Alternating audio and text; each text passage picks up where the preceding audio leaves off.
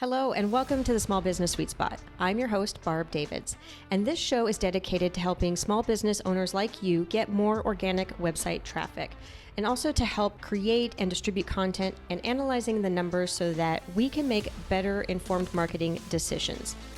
It is action-oriented, direct, and conversational. And if you've been looking for SEO or content marketing help, please stick around to the very end where I share about the group coaching program, Small Business Sweet Spot. I'm so glad you're here.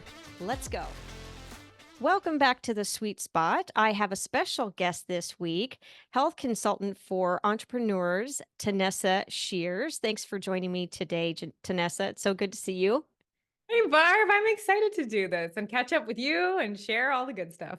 I know it feels like it's been so long. And to give just a little bit of background of how we met, I found you through a podcast that I was listening to. I think it was Mike Michalowicz, actually. Mhm. And it was probably a good 3-4 years ago. And I thought, holy crap, this woman has so much energy. And she gave away so many tips. Like it was so actionable. And I really appreciate the podcasts that give actionable information instead of just like surface level stuff. So, and then we started working together maybe a couple years after that, just because I was looking for some help. And that was just incredible too. So I thought it would be great if I could. I'm kind of like fanning over you basically. So I wanted to share you with my audience. Oh, you're so sweet. No, you were so much fun to work with. Like action taking. Holy moly. Yeah. Good Loved it. deal. Well, so we did talk a little bit like what do we want to talk about? Like you have so much perspective and you have so many different topics around bringing yourself to your business and staying in your like I'm not even sure how to describe it. I'll let you describe how you help people in that respect with how they show up for their business and how they show up personally. Yeah, I kind of think about it as helping you get more ROI out of your business through the energy you show up with. Right? Because like I mean I can raise my hand losing days to headaches, losing days to feeling tired, losing days to feeling brain fog, losing days to lousy sleep, or just not even losing days, but maybe you lose the afternoon because you're like brain's done, I can do the admin work, that's all I have, or like I can't get creative, I can't stay focused, I'm distracted all the time, I'm exhausted, like I feel like my brain is a mess. So that's my job. So kind of what I do is I work with entrepreneurs and I help them create a system for their health that works whether they're in a launch, whether they're in the regular season of business, whether they have kids, whether no matter what it is. And I think what makes it so unique is I use wearable technology. Like right now, my go-to, my favorite is an Aura ring. It's a ring I have on. It's if you've never heard of it before, think of like an Apple Watch, but designed for rest, resilience, and recovery. And I wear it as a ring. And so what I teach my clients to do is look at data and make informed decisions on what works for them based on their data. So if like they decide, okay, I'm going to start doing 1 hour screen free before bed and spend it reading or stretching. Am I getting more sleep? Am I getting higher quality sleep? How is this translating to my energy in the morning? So, teaching entrepreneurs how to get more ROI out of their health so that they can show up more productive, consistent, and focused in their business. Yeah, when we started working together, I think that was part of what I loved so much was the data part of it. I thought, how in the shit do you even put numbers to this kind of stuff? I just didn't get it at first. Yeah, I And kind of then, love the numbers. Takes yeah. the emotions out of the decision making. It's right. It's like SEO or it's like anything. It's like, Hmm. okay, we're getting the data says it works or the data says it doesn't. It's not my feelings. It's not if it worked for my friend. If not, if my coach said it's the thing that worked. It's like, no, it worked or it didn't. And I find that's what makes it repeatable, right? Is like, I'm not worried about this being a cookie cutter thing. It's for me. Yeah. And that was the amazing thing to me because I know how I felt like when I thought I felt good, even though I knew I didn't have energy and I was looking for, well, I came, I think, more from the nutrition perspective. I knew I was eating poorly, but I didn't think I was getting bad sleep, even though it turned out I was, and that was pretty interesting in and of itself. So I think that is the thing that you bring to light the most is just being able to show people like the seeing what they can't see. That was very eye-opening to me. Yeah, for sure, right? Because I always think of it like without data, we're always just guessing, right? It's like going shopping and like hoping there's enough money on the credit card to make the purchase, but like you might be able to guess after the first, but like a year into it, 10 years into it, 15 years into it, like we're just guessing and it's so cool when you can see the data and you're like, "Oh, could that be why I'm so tired?" You make a change, it changes it and you're like, "That was it?" Oh, so neat. Yeah. And I have shared some of your tips with my friends and things like that. And let's just get in and give some good, Yeah. juicy tips, in Yeah. particular, energy. Mhm. Like, I know you have some great tips and like easy things because I feel like people think they need to change like everything at once. And really, it's not as difficult as it might seem. Yeah, for sure. I think when we think of like, okay, my health's been on the back burner, I've been busy with the business, like it's time. We're like, we go to the sexy things, I call them. Like, what exercise can I do? Can I work on my food? Like, those are the go to things because we see them everywhere. But I often think that like sleep, here's why I love starting with sleep. It's free and you're doing it anyways. So why not make it better, especially when it has such a big impact? Like, think about this. If you had a crappy sleep, Barb, how likely are you to get up and like be motivated for your run? Yeah, zero. Right? So, or like, let's say you were up half of the night, then the chances of you having higher hunger and higher cravings during the day, they just go. So it makes any attempt to eat well harder, right? It also, if your sleep is lousy, you can't manage your stress. And so you're not able to show up the same way patient. I know with me, with my kids, I'm always like, okay, I know some of my sleep's been affected if I'm getting a little feisty, but for me, it's just like that sleep is that one that makes everything else in my health easier. And it's kind of that foundation on which I build everything else. And so if we're looking at, okay, what can we do? And we're talking like the easiest thing is I think understanding that our body runs on a clock. Like it's not just this random thing where like the timing of everything doesn't make a difference. Like our hormones and our heart rate and our breathing rate and our how alert we are, it all functions on this clock that runs inside. And one of the biggest things that governs whether this clock is running on time or not is what time you go to sleep and wake up at consistently. And this was something I didn't really realize until I started looking at it. And I'm actually talking with a client right now about her data. And I said, I noticed your body's stress scores, so your HRV. I noticed they drop over the weekend. And I also noticed you're going to bed 2 hours later and waking up 2 hours later. And I said, how do you feel on Monday, Tuesday versus Thursday, Friday? She goes, Monday, Tuesday, I drag. I was like, your body is experiencing something called social jet lag. You're literally, because you are shifting the time you wake and sleep, you're giving your body jet lag. And she's like, oh, well, that's like, oh, that makes sense. Cause then your clock normalizes Thursday, Friday, you feel good, go into the weekend, mess up the clock again. Right. And so, like, if we're looking at this, like, okay, simplest thing we can do is start to narrow the window. And this doesn't mean be militant, go to sleep at 10:30 every night. I'm looking at like, hey, what reasonable hour and a half window can you stick to on the majority of days, unless you know there's a special event. And it's amazing how much when you start looking at simple things like that, like the world doesn't need to turn upside down. It's literally like that alone can help your brain start to really optimize how it feels when it wakes up, the quality of sleep you have, and so much more. Yeah, that definitely worked for me. And I think the wind down, the piece that right before was a big part of that too. Can you speak to the things that lead up to that moment? There's certain things that you can and can't do, like the lights in your house was a big unknown and a big aha for me. And can you talk about how the lights actually play a factor in that, like going to sleep time? Yeah. So, one of the biggest pieces of information our brain receives is light, color, intensity, and height. I didn't know any of this before. And I always wondered, like, why can't I fall asleep? Or why am I up in the middle of the night? Or why don't I feel tired? Because I get that a lot. It's like, but I just have all this energy at night, or I'm not tired and it's 11 p.m. at night.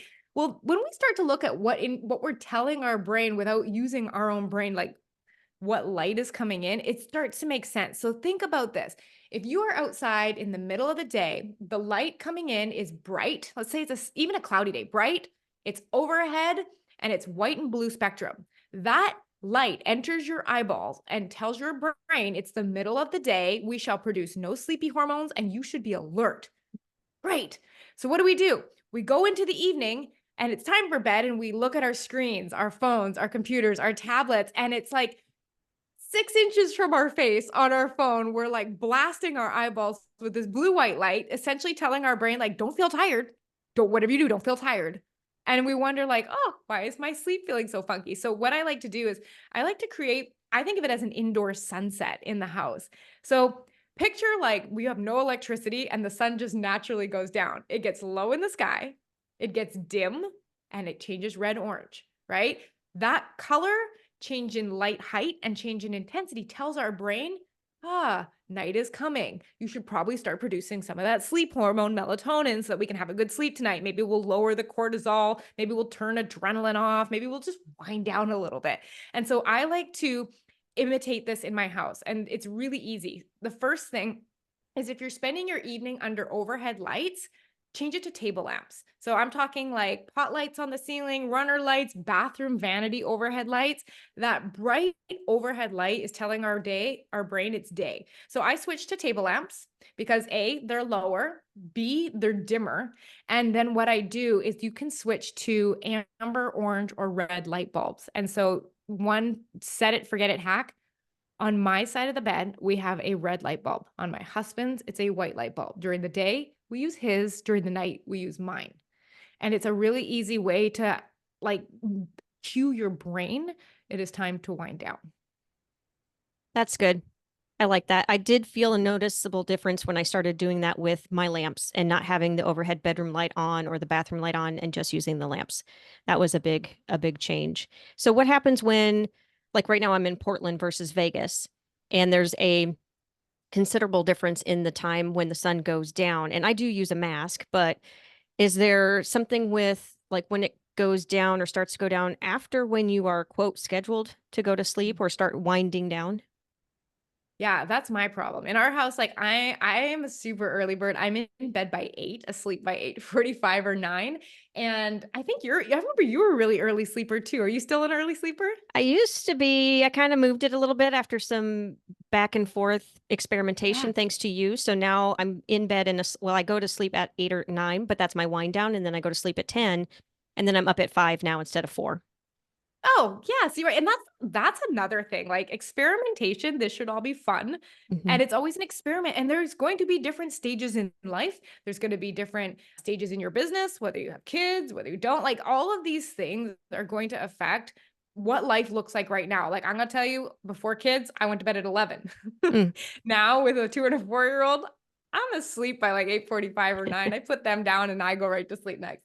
But right now we're recording this near summer and it's super bright when I go to sleep. So I have dark room darkening blinds that I close, and then we have those lights on.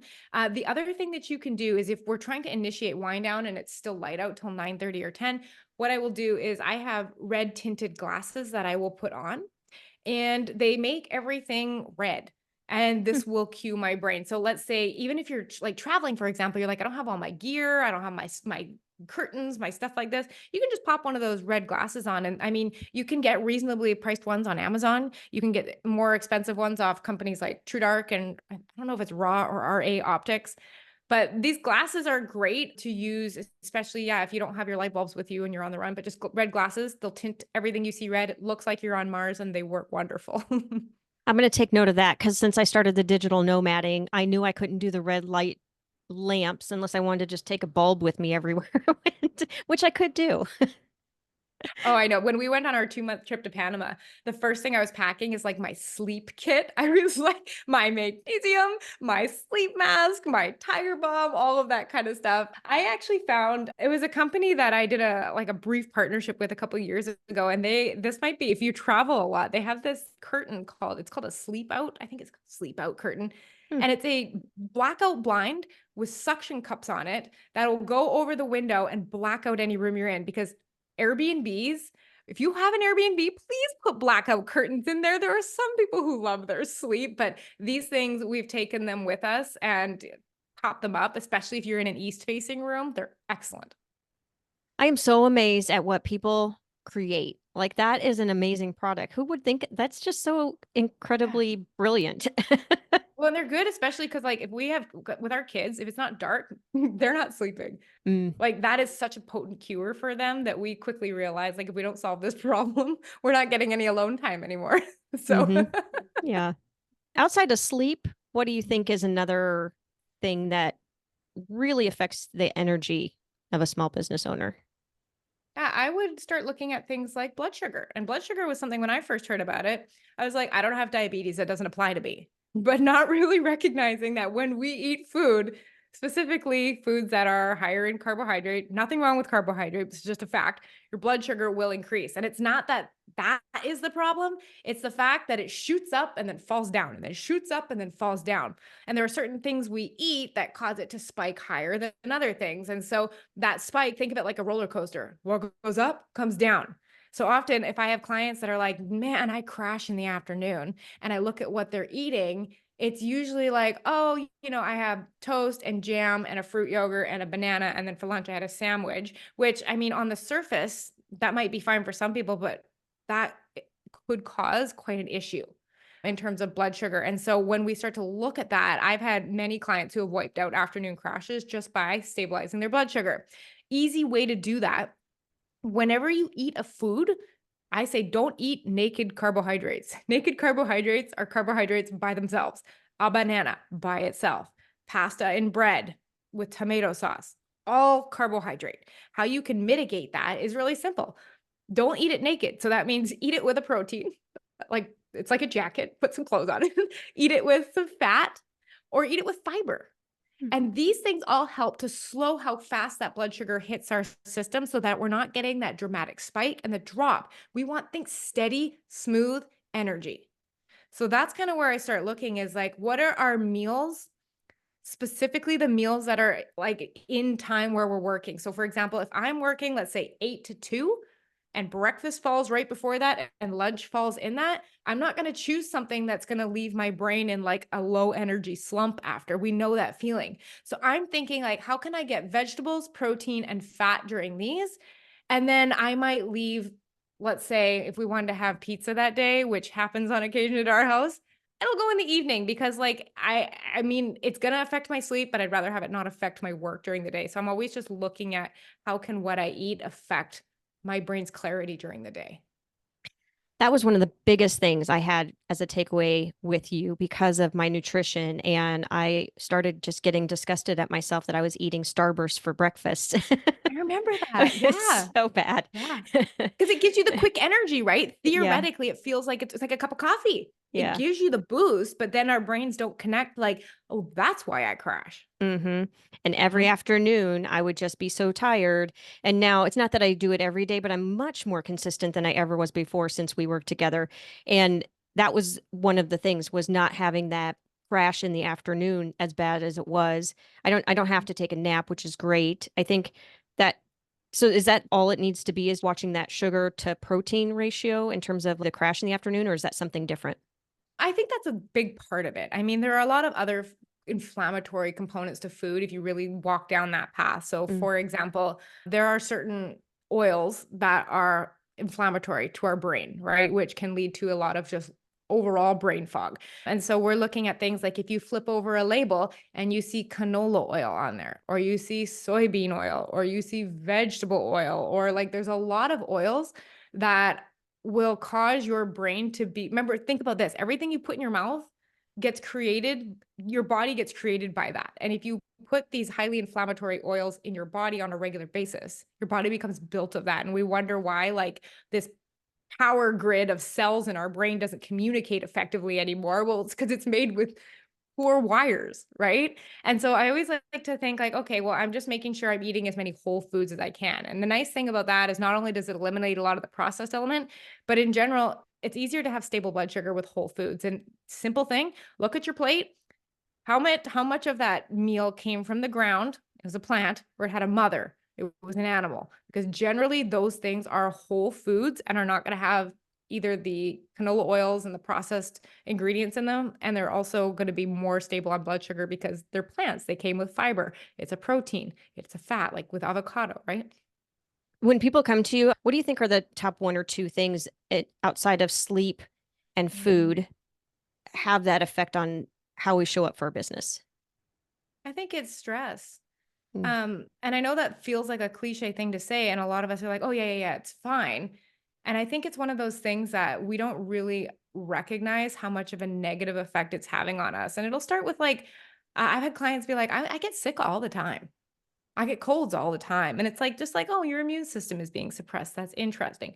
Or they will find that they have trouble falling asleep, even though they're doing the right things.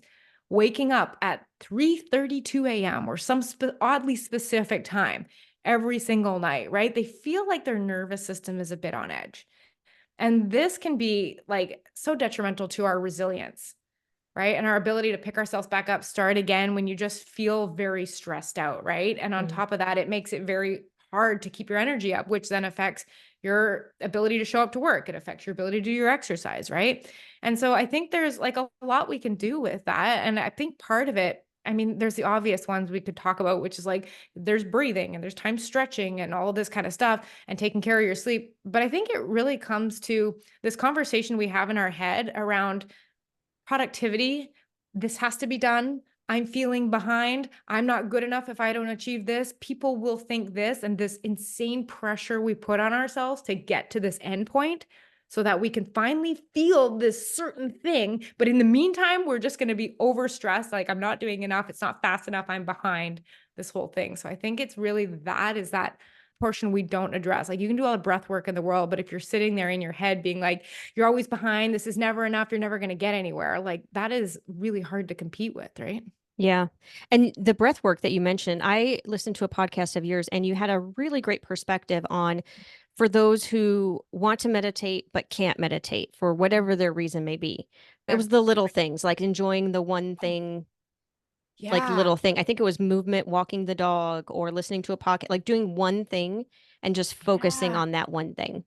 Yeah. Well, and it's kind of interesting because I just came off a 30-day walking challenge, and part of my challenge to myself was, can I go for 10 of my walks without being plugged in? Right. Interesting. And it's amazingly difficult. I'm going to tell you, I only got 6 of them. So that's an area for me where I'm like, there's some resistance in here. We need to do some looking. But that inability to sit with ourselves and our own feelings Hmm. without, I've been learning a lot over the last year. And there's 3 main ways that we like deal with emotions, right? We suppress or repress them. It's just like, I don't have time for this. I've got to work. I don't have time for it's just bottled down, which I found, hey, that's me. Was Yeah. cool to see. The second way is through expressing them. You get the people in traffic who are screaming and let me off.